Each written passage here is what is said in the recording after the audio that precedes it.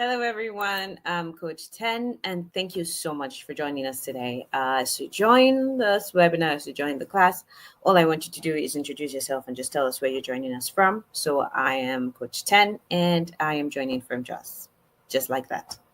And as I see you acknowledge, I will acknowledge your state. Just type in where you're joining us from. Beautiful. I can see people from Lagos. I can see people from Kaduna. I can see people from Kano. I can see people from Abuja, even from Trust. Thank you. Thank you. Thank you so much for joining us today. Thank you. I am so grateful. All right. So we're going to go straight right into it. Anyone who is coming after now will have to go through the replay and, join us at the end of the day.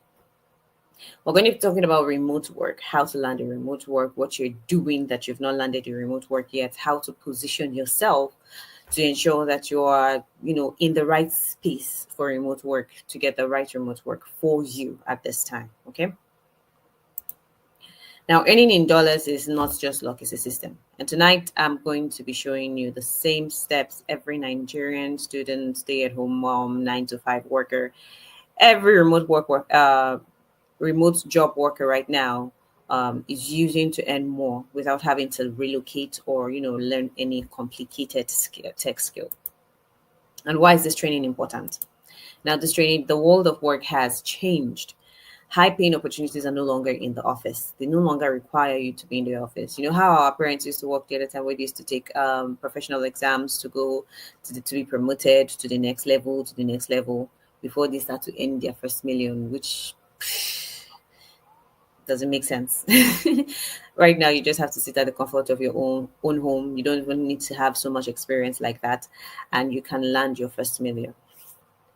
And I'm very confident about that because it has happened to me. It has happened to a lot of Nigerians. It happens to a lot of my students. So I know. I know. For instance, this is one of my salaries for this year, and it was a 2 week. This is a 2 week salary. All right, this is a 2 week salary. This particular company pays every 2 weeks, and this is a sales job. So, and this sales job is not even very demanding. I hardly am on the phone for more than 2 hours in a day, and this is my 2 week salary. So, and one of my students also got the job. This is also her week. This is also her salary as well. Now, who is this program for? If you are a student, you want an extra income.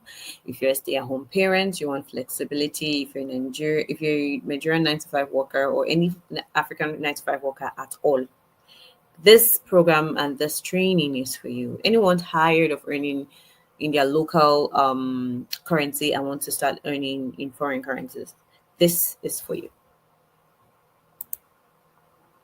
Now, what you're going to learn today, how to identify the right skill, how to build a professional brand through your CV, LinkedIn, and where to also find these interviews. These high paying jobs, these dollar paying opportunities, where to find them. And then at the very end, for those who stay, I will make you an offer to get all my courses, my tools, templates, to work with me personally, and to also guarantee your success as well.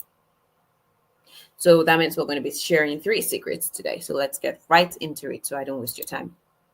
Now, you may be getting rejected because of these things. You treat your CV and your LinkedIn like a list of job duties. So we're going to talk about that and how to upgrade your LinkedIn and your CV, because most of these companies do not care about your certificates. They don't care about the duties, all the duties that you can do. They basically just care about results. Bring them results and they're good. And your CV usually screams, hire me, hire me, hire me. Oh, your CV is 105 pages. I'm exaggerating. What I mean is your CV is more than 1 page. So we're going to go into that, and we're going to treat that as well. You apply to the wrong places, you do not have the right skill, or you do not know how to put the right skill into play so that it works for you. So we're going to be fixing all of those things today. Okay. Now we're going to be starting with identifying the right skill when you have absolutely no experience at all. In today's job market, transitioning into a new career requires leveraging on skills that you already have, because nobody has another 5 years to go and start gathering experience. Okay, so you already have experience in a few things that you've done, even if you're a student, even if you're just starting out, you already have experience. Why I know that you already have experience is that you have done defense one way or the other, whether you're in 200 of you have sure done defense in a way, you have done your assignment, you've had to do assignments, you've had to do tests, you've had to do exams. So you've had to go through one thing or the other that has given you experiences that has made you ready for the real world. And most of the experiences we have gotten to get us ready for the real world is basically the experience that everybody just needs for you to just fine tune, put on your CV, and you're good. So we're going to be looking at some of those experiences, right? Now, these are known as transferable skills. So skills that you learned from doing some other things, skills that you learn from doing some other things like yeah, being, like I said, being a student, doing other stuff like that. You've picked up one or two skills, probably is not very visible to you because you're not paying attention to it. So we're going to bring it to light today so that you can pay attention to it and know exactly what you need to do um, to land again remote jobs.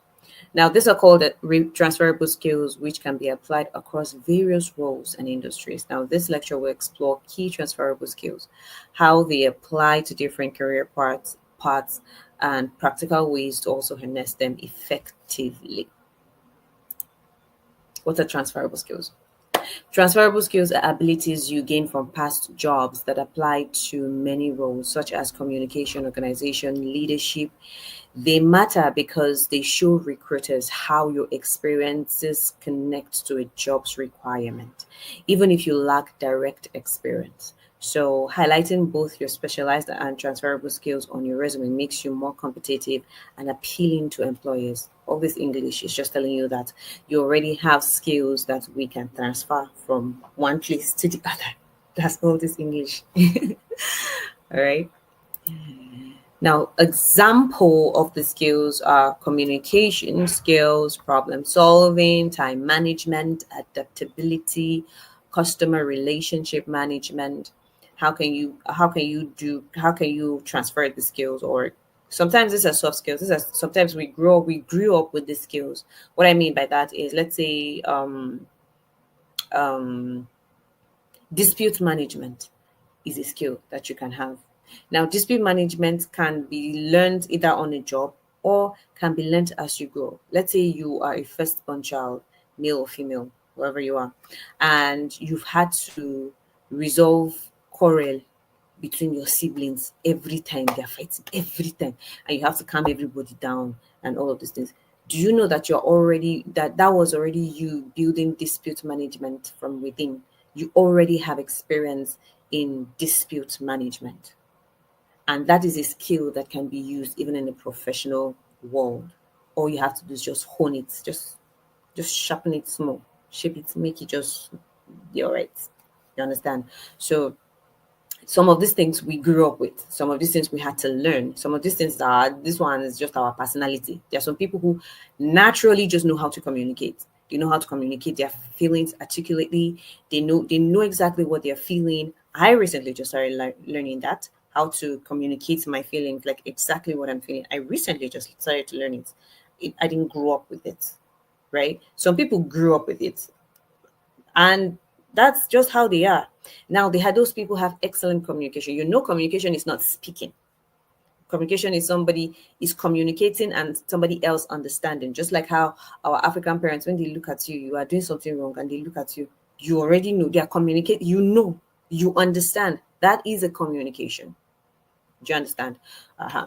Now, communication, a skill like communication can also be learned by, or can also be gotten, like a housewife who plans family schedules, explain chores clearly, and everybody understands, and everybody just goes to do what she said. That's clear communication because she has communicated, they understand, and everybody does what they need to do.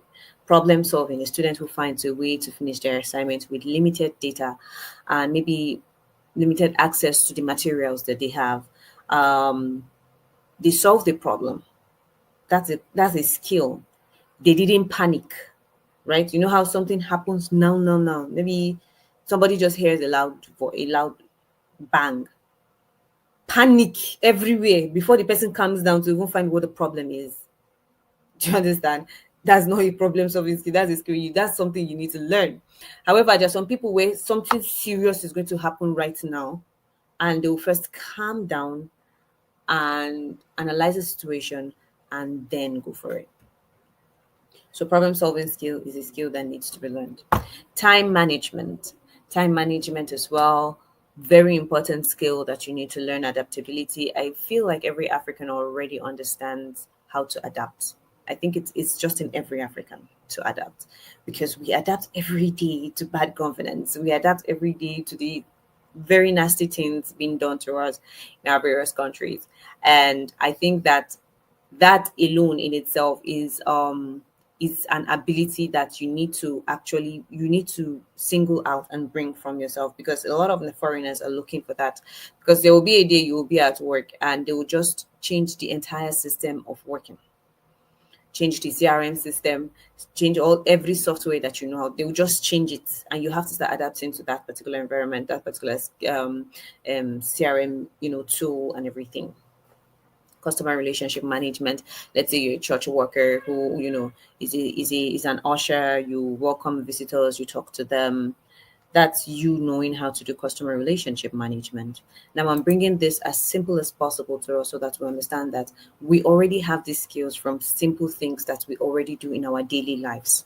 You don't necessarily need to be in an office or to have worked in a professional setting to think that you already have experience. You already have the experience needed for the jobs I'm going to be introducing to you today, because these are entry level jobs, easier jobs that you can do remotely without having to learn a very serious tech skill. Shall we get? Sales and persuasion. Let's say someone who convinces people to go on a trip, someone who convinces people to spend their money, someone who convinces people to do what originally they probably wouldn't do. Technical proficiency, you knowing how to use technical tools easily. So you go online, you are it's very easy for you to use platforms, to use softwares, to get used to games. This gaming platform is very easy for you to get used to them. You already have a little bit of technical proficiency.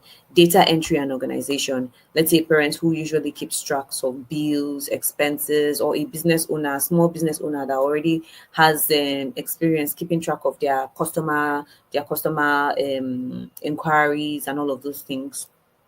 Multitasking. I think that we all know how to multitask, especially females. Females know how to multitask a lot. We carry plenty things in our hand. Yeah, plenty, and they will not fall. We have a very sharp idea of where everything is, and nothing is going to fall. Conflict resolution. I think we've talked about conflict resolution. Is the same thing as dispute resolution. Now, the second secret that most people tend to overlook is their CV and their LinkedIn. So now, when your CV is being applied, is when your CV when you apply and you submit your CV to an application, what happens is it doesn't get seen by a human, especially these days, because there are a lot of people who are applying for things. No human is going to go over 4,000, 5,000 CVs. That's crazy.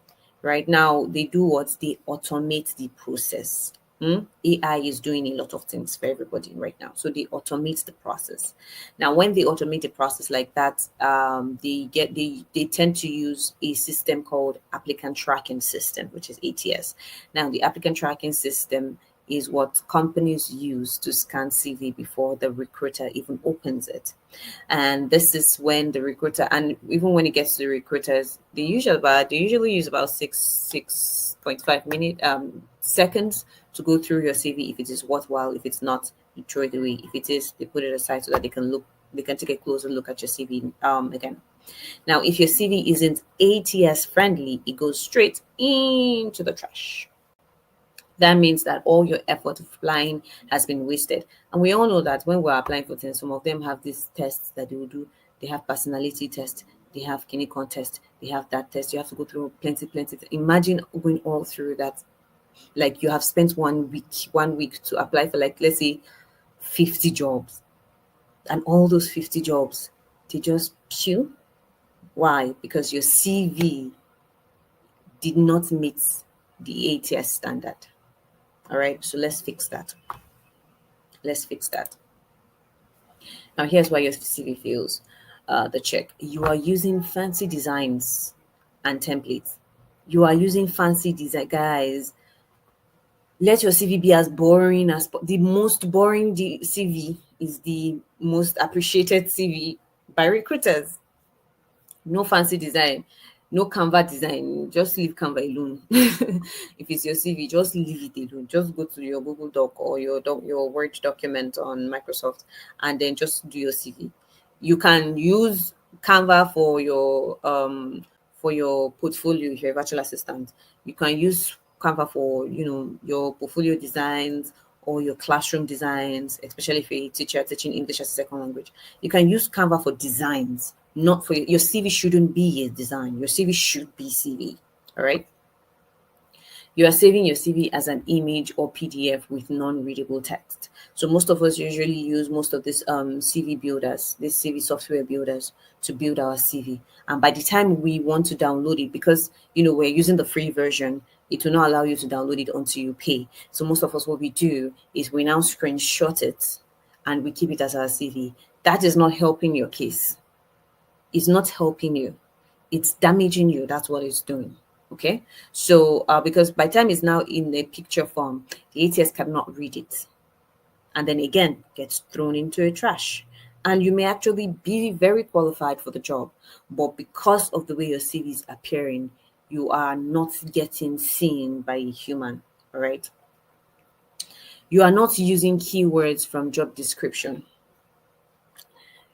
There are things called keywords on every application, every job description. Every job description has keywords, not has keywords, multiple keywords. Now, when a job description pops up on your phone, your laptop, and you go through the job description, they're looking for somebody who knows how to do this, somebody who has this skill, somebody who can communicate using so blah blah blah blah blah. Those are keywords. When a job is being specific about some things, those are the keywords. Now, how I usually find very important keywords on an application, especially if I'm doing mass applications, what I do is I take that application, I copy the application, I put it on ChatGPT, and I tell it to map out the important keywords. Now, those keywords is what I bring out, and then I scatter them on my CV. Now, while we're on the subject, I need you not to ever use one CV for all the job applications you're applying for. Don't do that. Make sure you customize every CV for every application. No application is the same. No application is the same. Make sure you customize your CV for every application that you are doing. Don't go and use one application. You might have so many skills and talents. You might have worked in so many places. And I understand the need to want to tell people that, hey, this is what I can bring to the table. But sometimes they don't need everything. Sometimes they just need the exact thing they are looking for. They've already given you the application. They've already given you what they're looking for. So just give them what they're looking for. Okay? All right. Now, this is an example of a CV that is a no-no, right? What I can see here, picture. I can see somebody's picture. I don't want to see somebody's picture. I don't want to see your face on your CV. Take it out.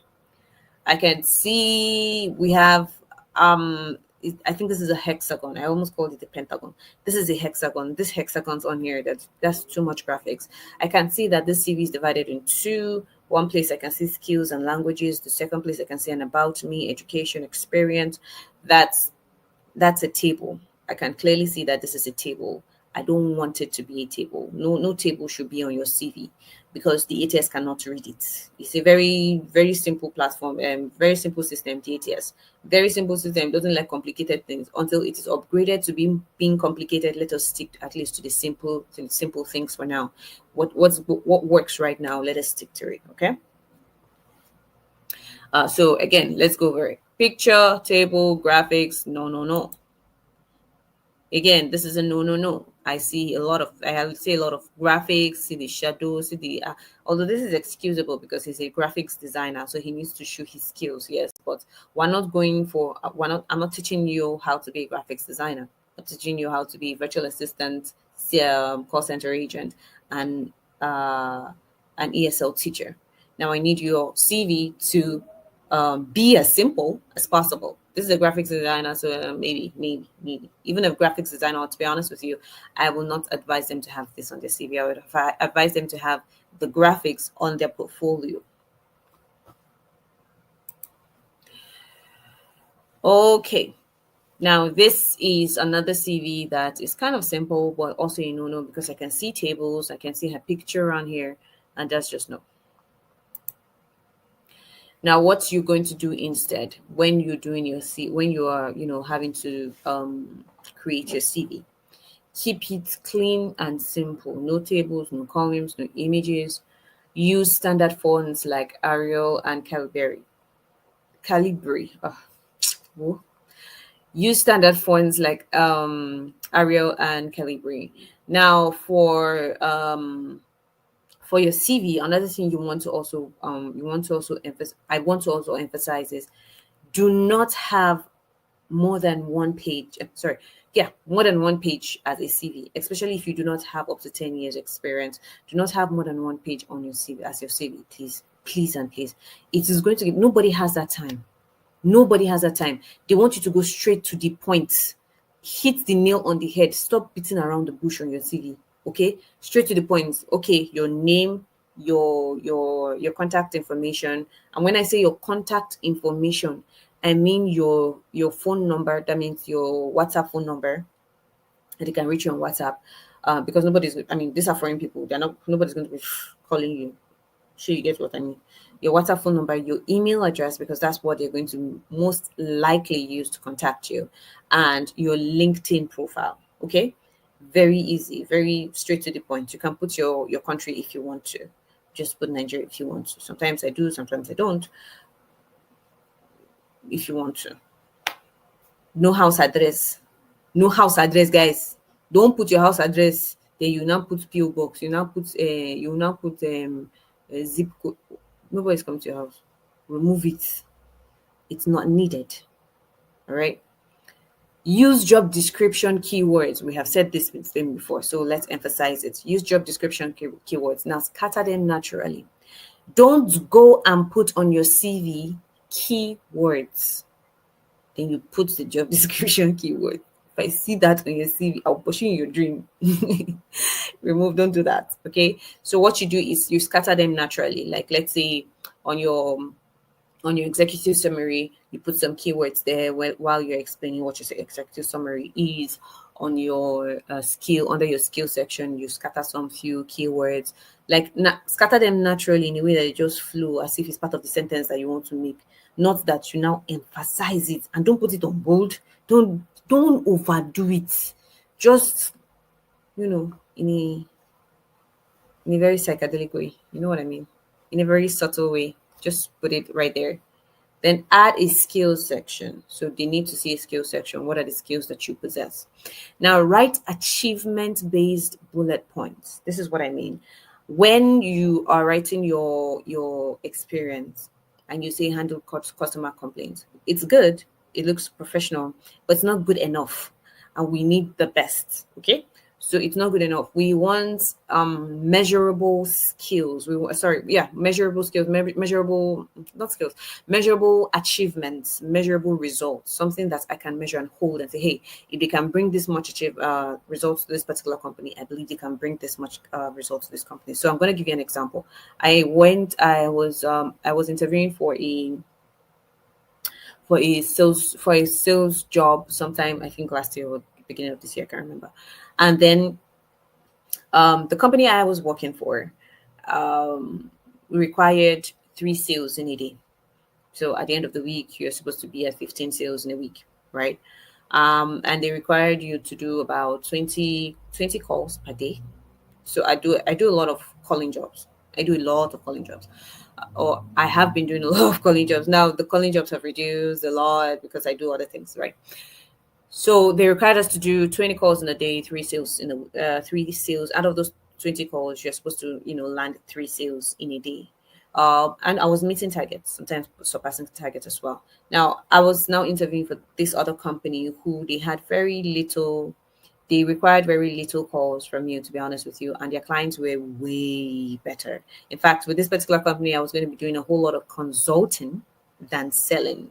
Now, the consultation is supposed to lead to sales, and their clients are already ready to buy. And now, when I was talking to the to the interviewer, to the CEO of the company, I said, "This is how much value." So I valued my input to the previous company in quantifiable terms. All right. So there were numbers. So I told him in 20 calls, I bring about 3 to 5 sales daily. Now that's a quantifiable number. Now he was excited when he heard that, and he was like, "Oh, okay, if you can bring that much value to that particular company, here, this is the kind of clients we have. So I'm pretty sure you're going to be making even more sales with this particular company because you have brought so much to that particular company." Now, do you understand what I mean? If they can quantify your results, it is way better for you because it brings you in front of the competition faster than having to say, "I handle customer complaints." Should we get? Now, we don't have to think so much of of an experience that we need to have in a corporate sense. If you've ever worked as a bank teller before, I don't know if it's bank teller they used to call them, but if you have ever worked at the bank and they used to give them, and they used to usher teller to people, right? You know, those people stand by the door of the bank, you'll be giving people teller. Even that, if it's that's the experience you have experience with customer relations, right? Now, let's say out of how many people, 50 people walk through that door, and you give them bank teller. Let's say one person decided that they want to be the person that the weapon fashion against you that day. Maybe 1 to 10 people. You have more than 70% success in customer relations already. So you handle customer issues, 70% success. You had a 70% success in handling customer issues just by giving bank teller. Do you understand what I'm trying to say? You don't need any elaborate experience to bring out quantifiable terms, if you get what I mean. You could be like, you could work in a provision store, and out of 10 people that you attended to, maybe just one person had a problem. That's 90% customer satisfaction that you brought to a company, to that particular store. And you don't necessarily need to say it's a store you work at. You can say it's a company. Do you understand what I'm trying to say? So quantifiable results are what they are looking for. If you don't know how to quantify your results, that's why you need to come for our training, because we teach you these things. Last thing is, save your CV as a text-based document. So either a PDF or Word document that can be read easily by the ATS. If not, it is going to be trashed. Now, this is an example of what a CV should look like, what your CV should look like. I want it to be as boring as like this. It is straight to the point. I can see this thing is blur. But even as it's blur, I know the important parts. I know where to look for. Like, for instance, I can see the person's name. Just below the person's name, I can see the person's number, their email address, and their LinkedIn profile. And just below that, it's supposed to say executive summary. So if I'm going to be grading this particular CV, I'm going to say -1 because there's no executive summary there, indicating that that's the executive summary. Under the executive summary, this person says detail-oriented administrative professional, skilled in calendar management, travel coordination, CRM administration, and workflow optimization, adept at managing multiple priorities, problem solving, and providing top tier executive support in dynamic environments. Now, this tells me that a few of these things that this person said are already keywords. For instance, I know calendar management is going to be a keyword for whatever application he's trying to apply for. I know that administration and workflow optimization is also going to be another keyword that was on that job application. Now, you see how he has scattered small keywords on his executive summary, right? That's how it's supposed to be. That's exactly how it's supposed to be. Now, just below that, we have skills and other. Now, the skills are just different skills that they already know how to do, both soft skills and hard skills. They know how to use Slack, Trello, Asana, Zoom. That's, hard skills. Soft skills are communication, administration, leadership, all of those things. Those are soft skills. Now, just below that, it's professional experience. I can see it clearly. I can see clearly what this person has done. Education, the highest level of education, that's what we want to see there. I don't want to see your school leaving certificate. I don't want to see it. It shouldn't been there. Should not be there. School leaving certificate. I went to secondary school, primary school. Um, see, see my face. I'm not smiling. Don't do that. All right. Let it be the highest level of education that you've attained. So that, because by the highest level of education that you've attained, I know that you already have others. Now, let's all, if you feel like you've done some very impressive education, you have some very impressive educational background from your bachelor's degree, you can start from your bachelor's degree into your master's degree into your PhD. If you feel like you have very impressive, excuse me, if you feel like you have very impressive educational background and you don't want that to go to waste, yes, you can put that. But let it start from your bachelor's degree and maybe awards you've won. Now, when I say awards, guys, not awards of best dressed or most finest, because I may punch you from the CV. My anger will punch you from the CV. All right. Let it be awards that are impressive. You were part of the best volunteers for a cancer awareness clinic. That's an impressive award. You were awarded best first class clinical. That's an impressive award. So impressive award, you can put that on your CV. However, just know that you have small window, you have small time, you have small space on one page on your CV. So however it is you want to divide whatever it is that you want to see, sure, just make it one page. Let it not be more than one page. Your LinkedIn profile is failing you. 85% of recruiters actually check your LinkedIn, especially if you're going to be applying for virtual assistant jobs. They will check your LinkedIn, because as a virtual assistant, you need to be active on LinkedIn, because that's mostly where you find your customers. So they will check your LinkedIn, all right, before hiring you. Now, your LinkedIn shouldn't be treated like your Facebook page. Do not leave it empty. Do not leave it unattended to. Make sure you put impressive things that you've done. If you've not done any impressive things, volunteer. One of the best ways to get experience is volunteering. Volunteer. Volunteer to people around you. So if you have like a all these big people around you that you feel like they have very busy schedule, you can start to volunteer for them. Can I help you manage your calendar? Can I help you manage your, let me be a personal assistant? They don't necessarily need to pay you. Just gather your experience, because you know at the long run, you know what you're looking for. So volunteer. If you have an NGO around you, go and volunteer your services. Volunteer to be an administrative assistant. Know what an administrative assistant even does. Volunteer your services. Learn as much as possible. And as you're volunteering, put it on your LinkedIn. Put it in a very fine professional way. That's why you have ChatGPT. By the way, learn how to use ChatGPT in a wise way. Be wise. Have wisdom when using it. Don't just go and put anything there. Garbage in is garbage out. So know what you're putting, how you instruct it, because it's like a child's mind. You need to teach it. Right? AI, they're still like a child's mind. You need to teach it what it needs to do. So teach it how to respond to you. Teach it how to sound like you. Teach it. You need to. I teach that, but I'm not going to teach that here. Anyway, you need to learn it, how to interact with ChatGPT, so that it gives you the best response, and then you can, now fine tune it and then put it on your LinkedIn. So your headline again says open to opportunities, just like how your CV is screaming, hire me, hire me. Your headline is saying open to opportunities or open to work. Desperation stinks, so let's not be desperate. Let's not make it so obvious that we need a job. Your summary is either blank or sounds generic. I am passionate about growth and about excellence. I'm a hard worker. We all are hard workers. That's why we're here. That's why we're looking for jobs. To remove that, just like how your CV is, put measurable results on your LinkedIn as well. You have no proof of skill, no recommendations, no future work, no clear personal brand.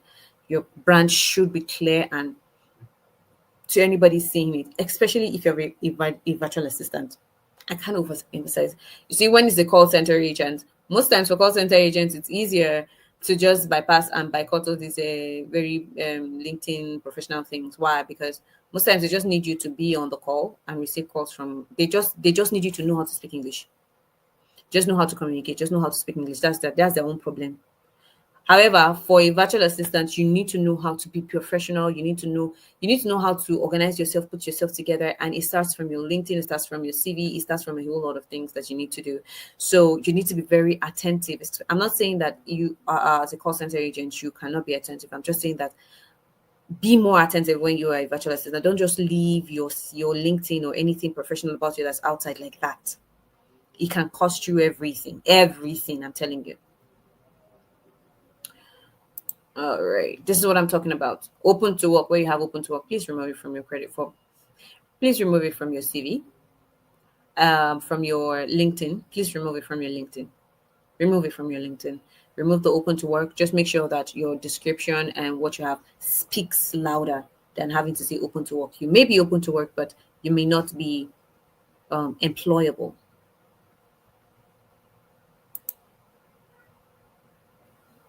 What works instead? Start with a strong headline, not looking for remote jobs, but helping businesses to retrain customers to retain customers to build and boost us. It says it's sweet. It says it's sweet to say something like that.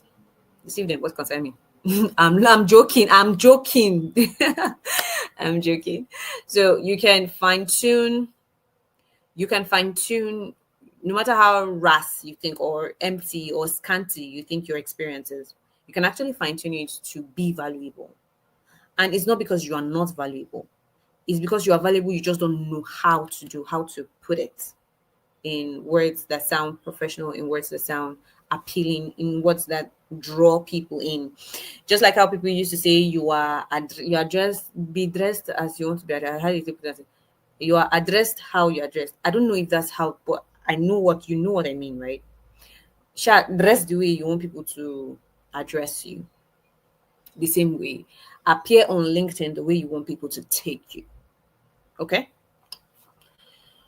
Write a result driven summary. Just like what we do on our CV, make sure that you tell recruiters the problem that you can solve. Don't just go rambling on about how you're a hard worker.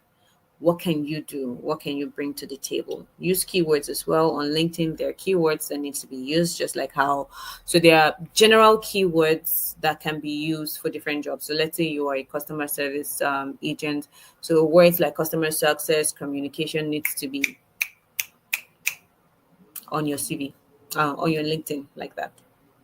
Show proof of certification, sample project. Now, how I teach, how I train my students is, yes, we have videos, we have teachings that go on, but we also have very, very rigorous assignments that kind of push you to, because that's how you will learn how to use the CRM, the tools, the softwares, the platforms that are valuable to you, to your field. And yes, we might not treat all of them, but we'll treat the basic ones that will help you understand how other platforms do that. Again, how other platforms work. Again, you need to understand that adaptability needs to be part of you as a remote worker. You need to learn how to adapt. Today, you might be a virtual assistant, and tomorrow, you might get a job as a call center agent. Right, so you need to be adaptable to things. Now, my training teaches you these things, and at the end of the training you have a portfolio. It's by force. You have to have a portfolio. It's not negotiable. By the end of the training you have a portfolio to show that this is the work you've done, at least for entry level people. For people who have no experience at all, you can have a little bit of a portfolio that you can now work on by further experiences, further volunteering. Make sure you volunteer. I cannot overemphasize volunteer and network. You hear people talking about remote work and you're feeling intimidated. Why are you feeling intimidated? Or you're feeling shy? Me has to chook head. Oh. That's how I landed my first job. I will chook head inside. I will ask you questions. I will collect your number. I will ask you more questions until you understand that I'm very serious about this. So if you see any opportunity, just remember that there's one girl that is always disturb me. I was in people's faces on my status. I do this remotely. I work remotely. Remote was just everywhere, and I I feel like I kind of conditioned the mind of the viewers to understand that I'm looking for a remote job, because there was somebody who just reached out to me in the night, like 1:30 a.m. in the night, and just sent me a message and say, "Hey, B, I had this job, I can't do it. But I see that you've wanted to work remotely for a while. Can you do it? Eh? Can you do it, Cam?" So I jumped there. I say yes, I can do it now. Hey, I didn't have the gadget. I went to borrow. I borrowed all the gadgets to start. From my first salary, I was able to buy all the gadgets, and I was okay. That's how I started my first remote job, because I put it in people's faces. It was everywhere on my every social everything, on my WhatsApp, everywhere. So yes, you need to also network. That is just by the way. I'm just telling you. This is by the way. Engage strategically. Now, when you're on LinkedIn, engage strategically. Look for posts that are in your field, comments, sensible comments, posts to repost, share insights, make yourself visible to hiring managers. Best secret. The best secret is the type of jobs that you actually go for as an entry level, as somebody who does not have any experience. Most times we go for things that are more than our power. Like when I started with product management and product design. Mind you, I love product design. I love it. Absolutely love it. I do it on the side. I just like the fact that I'm designing and nobody is, I'm just in my world there. I love product design. However, I realized that I wasn't landing jobs, and and I needed money, guys. I needed to save. I needed to do a lot of things. I needed money at that time. I realized that I wasn't landing jobs in product design. I had to do a whole lot to land just the basic entry level remote job in product design. So I decided to change strategy. I started to learn more about virtual assistant, call center agent, and I started to build capacity in that sense. I started to do more volunteering in that particular in that sense.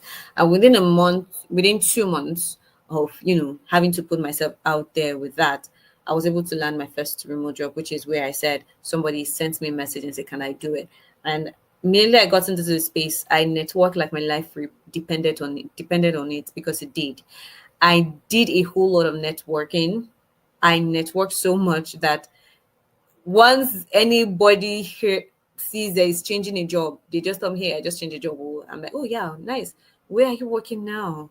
And then they send me the link and I apply. If it's a better job, I leave. I leave and go to the better one that is paying me better. All right. So I did a lot of the networking. I did. And I want you to do that. Now I'm going to share those secrets with you.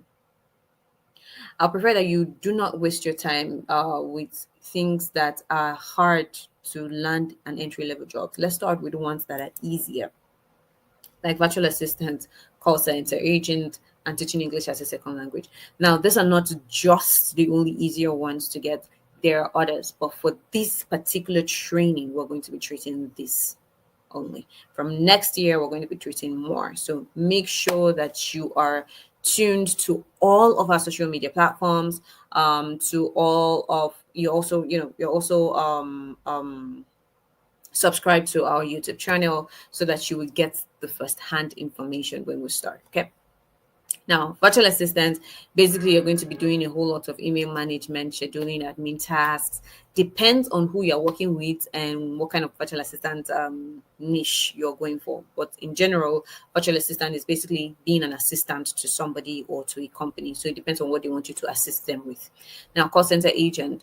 On the call center agent, you can be a customer service agent, you can be a telemarketer, you can be a sales agent, you can even be an appointment setter, right? And teaching English as a second language, basically, you are teaching foreigners how to speak English. I don't know if we watch Korean movies. I love Korean movies. I don't know if you watch Korean movies, you watch animes, and you hear these people try to speak English. The English is not very solid. The English is sometimes very terrible. Now, they don't want their children to be like that, so they usually enroll their children, even then themselves, on platforms that will help them speak English better. Now, that's where you come in, teach them how to speak it, and you get paid. Now, the numbers and the amount you're seeing here are the average pay for each. For all of them, average like beginner level $400, $500 per month, and then you grow into it. Now, you need to understand that most of these people, what they're looking for is not hard workers. Most of these companies, they're looking for people to help them make money. They're looking for ways to cut down costs, production costs, make more money at the same time, save time, make their customers happy. Okay, so they're looking for these foreign companies are looking for way to cost production cost. That's why they're looking for you, Africans, because we are cheap labor. You see Africans, Jamaicans, Filipinos, Colombians, um, and some other country. I'm trying to remember. They cost that one our price is very cheap. Right? Price for employing us is very cheap. Production cost very cheap. So they wouldn't spend so much having to employ us, but we are going to do the job and make sure that we bring, value to the company. So that's why they're looking for you. So the jobs are there. Like, it's not like the jobs are not there. They are. It's just how to find them, where to find them, are you skilled enough to find them, and all of those things. Now, for virtual assistant, most times they're just looking for you to save their time, customer service, keep their customers happy, sales, and ESL. So basically, you make money. Make money. That's what they're looking for. Now, pick a skill that is easy to start, in demand, and is scalable. So you can pick a skill that is easier for you to do. Some people don't like talking at all. I used to be one of those people. I still hate phone calls. I really hate phone calls. However, all the energy I gather during the day, I use it for, my work. So most times, as much as possible, I'm quiet, I'm in my house, I hardly go out. I just want to gather all the energy so that by the time I get on the phone, it's going and I'm consulting with my clients, it's going to be easy to consult and know what they're saying. And thank God I don't have to consult with a lot of clients daily. All right. So I get to schedule my time, I get to schedule my clients, and it's easier for me. Do you understand what I'm trying to say? Now, you can choose either being a virtual assistant, an ESL teacher, a sales support agent. I mean, you can choose what is easy for you. So let's go through it and see what they do. As a virtual assistant is like an office assistant, but instead of working in a physical office, you're working from, the online shop, the online office. And what do? You handle administrative tasks, you support businesses and entrepreneurs, you manage social media, create documents, handle customers' inquiry. And I mean, it depends on the clients you're working with. So the virtual assistant is a very, very wide and broad course. And you can streamline it to what you know, what you understand. You can be a law person, a lawyer. That's what it's called. You can be a lawyer. Maybe you've practiced law. You can actually be a virtual assistant in a law firm because you already know the lingo of law and all of those things. You get what I'm trying to say? You can have a little bit of experience in the medical field. You can be a virtual assistant, a medical virtual assistant to hospitals abroad, and you can be in the comfort of your home and you're doing it. To be honest with you, you can be a virtual assistant to an education body, educational body, like a university, because I have a few of my friends there. So a virtual assistant is broad. You can streamline it to what you so what we're going to be teaching you is beginners level. Now, if you want to go into the advanced, you can pay for the advanced class, or you can even on your own go and just research and think, oh, what can I do? What can I do? What can I do? What can I do? What niche do I want to take? Who hires them? Small business owners, startup coaches, busy professionals. In simple terms, a virtual assistant is like the right hand helper to these people, to a business owner or whoever it is that you're going to be. Now, customer service agent or call center agent, as I like to call them. Under call center agent, I have my customer service agents who usually handle complaints, questions, requests, help with billings, with orders, with technical issues, and things like that. Then I have my telemarketers. My telemarketers are my cold callers, those people who contact potential customers often during by phone, introduce the product. So most times, I don't know if you guys have ever seen a video of people who who are on a call with their headsets, right? With their headset, and then they're talking to customer. Hey, this is Abby, and I'm calling from blah blah blah company, blah blah blah blah blah. So most times those are actually cold callers. They are calling random people, not random people, Shah. They are calling potential customers or potential people who they think will turn into customers of the company. So the companies look for the leads, they look for the numbers, and these people then call them and introduce the products to them. A lot of times they get rejected. So if you're going to be a call center agent, know that you're going to get yelled on, rejected, insulted. Just know that you're going to be doing that. So if you don't have stomach for it, don't even smell that place. I had a colleague one time that was always crying after a call. She was always crying. It's not funny because it's really terrible. And I felt pity for her, but well, that's the job. Then you have your sales agent. Your sales agent, you focus on turning conversations into sales. So most times you have people who consult a lot, like I do. I do a lot of consultation, and most times that my consultation actually turns into sales. Sometimes my consultation may not turn into sales that day, but in a future day, it now turns into sale, right? And then they handle warm leads. So there's this thing they call cold leads and warm leads. Cold leads are people who do not know you're going to be calling them. You just call them randomly, and they're angry that you call them. Some of them may not be angry. Warm leads are people who know that you're going to be calling them, meaning you've scheduled a time for them. Both of you have scheduled and agreed on a time to call. You use script for all of this. For call center agents, all of you will be using scripts. Definitely will be using scripts. And if you're a sales agent or a telemarketer, you will have targets. So just know that. Then ESL teachers. ESL teachers basically teaching English as a second language. What you do is teach grammar, vocabulary, pronunciation. So if you know that your pronunciation is not right, you don't know how to do that. It will be easier for you to avoid this until you know how to pronounce, until you know how to actually talk well, how to pronounce the words well. I used to be an ESL. I used to do ESL. I changed because it was very stressful. I realized that I only know how to do grammar and vocabulary when I'm talking, like when I'm in a very professional sense. When I'm in a very playful sense, my English just flies away from my head. I don't know what's happening, right? And when teaching English as second language, I was going to be teaching kids. So that means I had to go into that my playful mode. That means I know if you teach them any grammar, these people will come and be saying rubbish.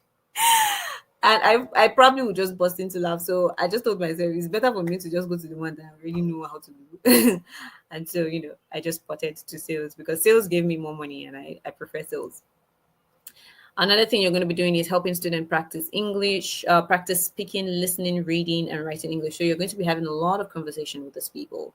You're going to use lesson plans, games, conversations to make learning easy. So a lot of the platforms also provide lesson plans. So do not fear. Lesson plans are already provided by most of these platforms. So you don't necessarily need to do anything. All you have to do is just go over their lesson plan, learn it, and do more research on your own parts because that's very important. That's a given. And then, come for the class. Now, who you can teach teenagers, children, adults from other countries like China, Korea, Japan, Spain, a lot of these countries. In simple terms, an ESL teacher is like a friendly English coach who helps students around the world learn to speak and understand English better. Now, when you're transitioning from jobs from different, so I'm sure a lot of us are coming from different jobs. Some of us are coming from being a student. You're transitioning and you think you don't have experience. I want you to put a few of these things in mind. So I did bring up a few things, relatable things around us that people usually do that can encourage you to let you know that hey, you already have experience and you can go for these things. Now let's say someone who has worked in a department store just basically means maybe a supermarket or a provision store, can also work as a remote support associate, meaning a customer service rep. That's basically what it just means. Someone who has worked as a receptionist can also work as a virtual assistant because you already know how to manage calls, organize schedules, keep communication professional. Somebody who has worked as a teacher's assistant or maybe an English tutor before or tutor shy in any way can work as an online teacher because they already know how to explain concepts, guide their learners, and stay calm when someone needs help understanding their instructions. Someone who has worked as a cashier can work as a support agent, a customer service agent, a bookkeeper, because they understand record keeping, following procedures, staying accurate when client information as well. Someone who has worked as a hairstylist can also work as a customer experience agent, again a CS, even a sales rep, because they know how to build trust, they know how to give clear recommendation and handle different personalities daily. Now, if you're still confused about what you can go for, just know that if you enjoy organizing tasks, you can go for a virtual assistant. If you enjoy talking to people and solving issues, you can go for the customer service, for the call center agents. And if you like teaching, if you like sharing knowledge, if you like guiding children or even adults, you can go for teaching English as a second language. I would encourage you that you should, in fact, apply yourself daily. Consistency builds visibility. Be consistent. Be consistent. Um, Learning without practicing is useless. So, like I said, volunteer as much as you can. That is going to help you in the long run.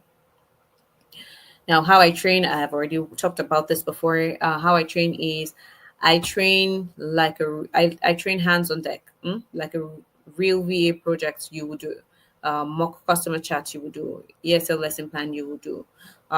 You are also admitted to the Slack community so that you start to learn how to use Slack, because Slack right now is one of the platforms a whole lot of people use, a whole lot of companies use to communicate, and a lot of us do not know how to use it. The easiest way to tell you how to use Slack is like WhatsApp community. You know how WhatsApp community is now, where under the community you have different groups. That's how Slack is. So instead of groups, they call it channels. You have different channels on the Slack. So my students are admitted into the Slack community, and then they learn how to use these things. Now, if you implement what I have said to you, you too can have results as amazing as this. Results as amazing as earning 1.3. Uh, did I say 1.3? This is not 1.3. This is this is 2M, I think. Earning $1,300 monthly, earning $300 weekly. I mean, in 4 weeks, somebody's earning 1.6. You can also be that person. Now, some of the few frequently questions I usually do get asked is I do not have, or people usually say, I do not have money. How do I start? I do understand that money is tight right now. However, let's say you're currently earning $200 monthly. Now, you could be earning 2 million. So that's 1.8 that you're letting go every single month. Do the calculation. I don't have the time. Now, thank God that my classes are self-paced. So they're self-paced. You go through the classes and you're at your convenient time for a month. You're given access for 1 month. The videos are not so much.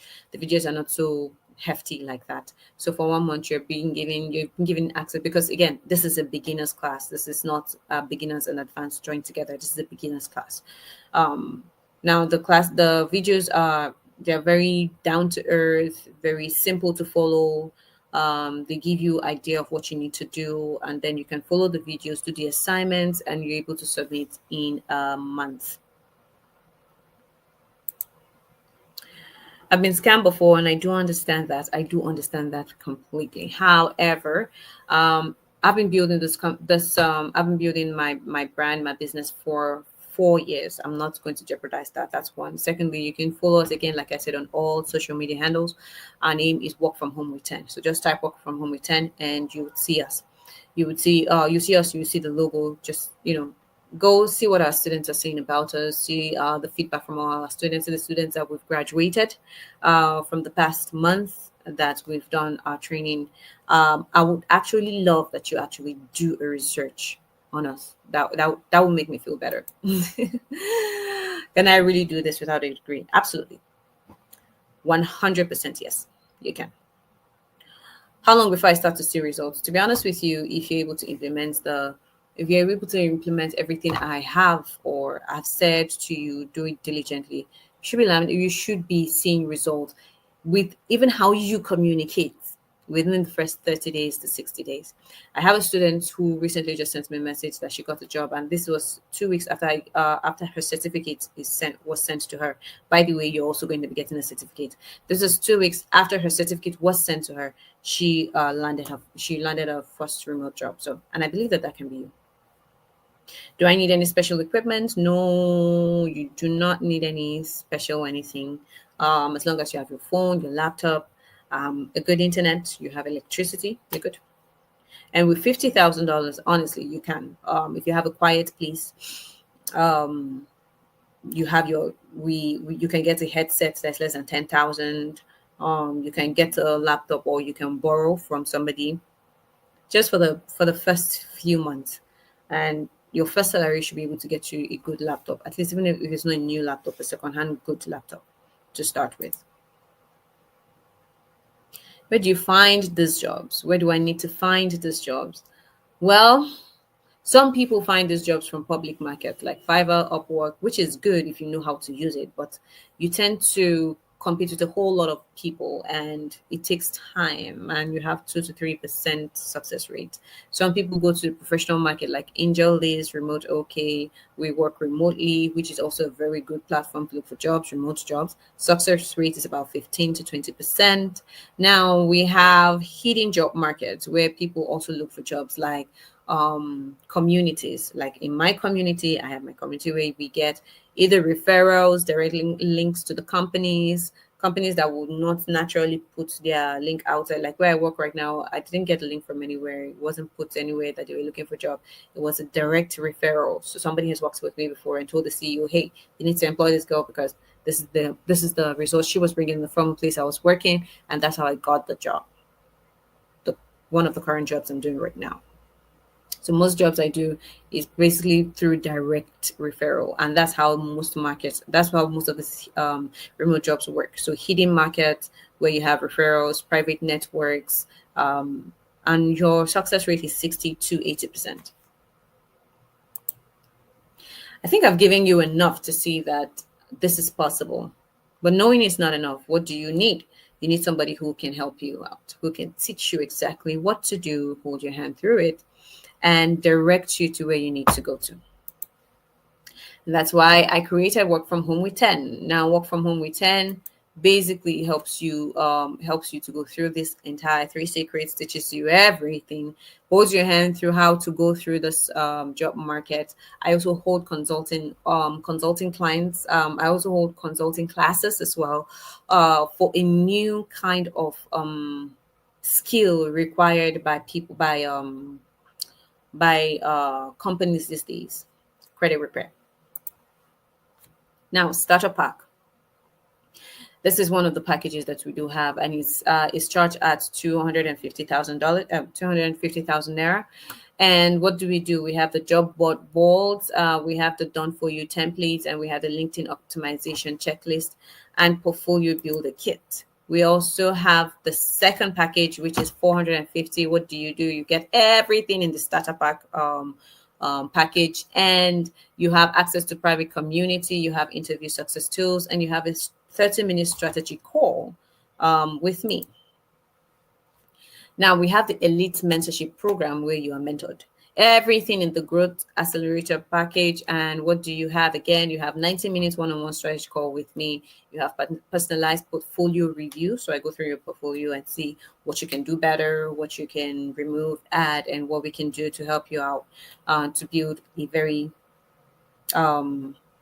great brand in your portfolio. Priority job referrals, obviously, like you're going to be the first one we call, first person we speak to when I get job referrals from companies, and we do that. We do get those from few of the jobs that few of my friends, my network has worked on, or worked with. Sorry, you see why I cannot do ESL. All right. Now the total package is about 1.2. If you're going to buy the entire package, it's about 1.2. Each builds to the previous one, offering more access, support, and direct mentorship as the level increases. Now, if you hired me personally to do a coaching session for you, my coaching session is 200. is a 200,000 naira. I almost said $200. 200,000 naira to coach you privately, and I have a 1 month waiting list for that. But because you stay for an entire presentation tonight, I am going to be charging you nowhere near that. I'm not even going to charge you half of that. You remember how I said that if you stay to the end of this, we have a very sweet bonus coming for you. Your investment for the complete work from home with 10, like I said, is worth 1.2, but we're going to be charging you 80,000 naira only. However, there's more. So again, stay tuned. A special exclusive bonus. Now, the price for this program, yes, we said it's $80,000, 80,000 naira. Now, imagine all you'll be getting for this is just 80,000 naira, but I have something even special for you for the people on this webinar tonight. That's for the people who have stayed, who are on this webinar tonight. I'm going to be doing something that I hardly do. You can get the complete work from home with 10 for just 40,000 naira. So this program has been discounted for the price of 40,000 naira. Original price is 80,000 naira, but you'll be given at 40,000 naira. Okay. And this is just a one-time commitment. Now, I am giving a special exclusive bonus to the first 5 people to make payments. And what you're going to be getting is you're going to be getting your CV revamp from me for 2 different jobs. Remember how I said you cannot do one CV for different kind of for all the jobs. You have to do different CVs for different jobs. I'm going to be reviewing your CV and revamping your CV for you for 2 different job descriptions. And you're going to be having a 15-minute consultation with me on career compatibility. Now, the sweetest part about this is you are also going to be joined into my community where I teach consultations for credit repair. Now, that's just for the first 5 people. I'm not admitting more than 5 people into this. All right. I teach credit repair. Credit repair is a very hot cake right now for companies abroad because they are looking for people who have, and they don't just employ entry level. They're looking for people who have knowledge in it. I do, because this is what I do. I consult Americans on their credit and how to fix their credit. I'm going to be teaching you credit repair. Credit repair is what I teach and consult, help people consult for $300. It is not easy. It is not knowledge that comes easy. I charge $300 for credit for consulting, helping people learn how to do credit repair. My clients themselves, to fix their credit, I charge $1,000. So it's not easy.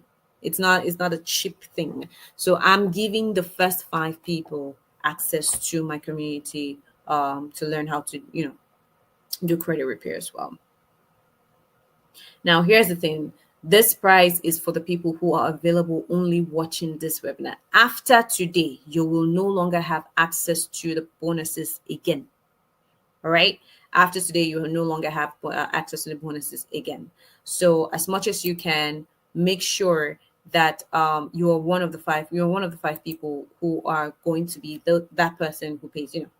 I mean, that's a very juicy bonus. So I know it's a juicy bonus. So now, for the one-time payments, you can get access to training and the program, and you will be trained by me. And this is again for 40,000 naira. Like I said, all you have to do is just click on the link right now, and once you pay, all you need to do is send your screenshot. Please make sure you screenshot and send it to the number below, or to the number that is attached to the link. Once you click on the link, you pay. It shows you, it directs you to my number. Now, if you have any questions, all I need you to do is to also send your questions to me directly to WhatsApp, and I would, as much as possible, try to answer all the questions as soon as I can. Okay. Again, once you make payments, please immediately send a screenshot to the number showing right here, or to the number that is attached to the link for payment. The link for payment is on the comment section, so just click on it. It takes you straight to where you need to pay. It's also on the WhatsApp groups, so you can just click on the payment link, and it takes you straight to where you need to pay. Screenshot your payment, send it to me directly, or send it to Eddie, which is this number, directly to WhatsApp. Okay.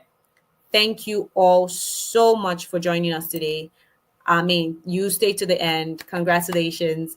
And I'm going to see you in class.